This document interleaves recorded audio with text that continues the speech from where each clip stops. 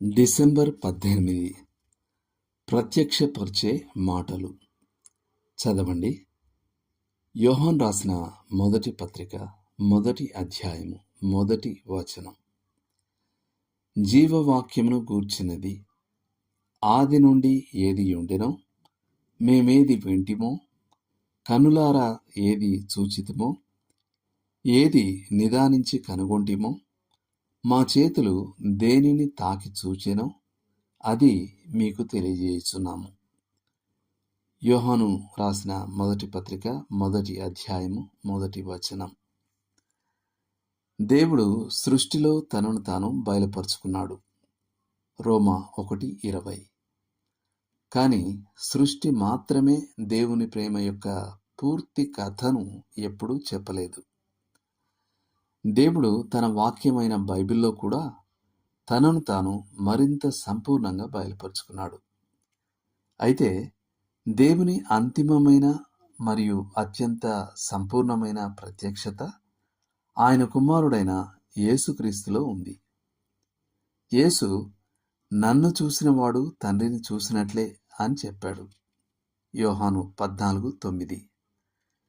యేసు దేవుని స్వీయ ప్రత్యక్షత కాబట్టి ఆయనకు చాలా ప్రత్యేకమైన పేరు ఉంది, జీవవాక్యం అని. యోహాను మొదటి పత్రిక 1వ అధ్యాయం 1వ వచనం. సాక్షాత్తు ఈ శీర్షికయే యోహాను సువార్తను ప్రారంభిస్తుంది. ఆదియందు వాక్యం ఉండెను, వాక్యం దేవుని యొద్ద ఉండెను, వాక్యం దేవుడై ఉండెను. యోహాను 1:1. యేసుక్రీస్తుకు ఈ పేరు ఎందుకు వచ్చింది? ఎందుకంటే మన మాటలు ఇతరులకు ఏమై ఉన్నాయో క్రీస్తు మనకు అదే అయి ఉన్నాడు. మన మాటలు మనం ఏం ఆలోచిస్తున్నామో మరియు ఎలా భావిస్తున్నామో ఇతరులకు బయలుపరుస్తాయి.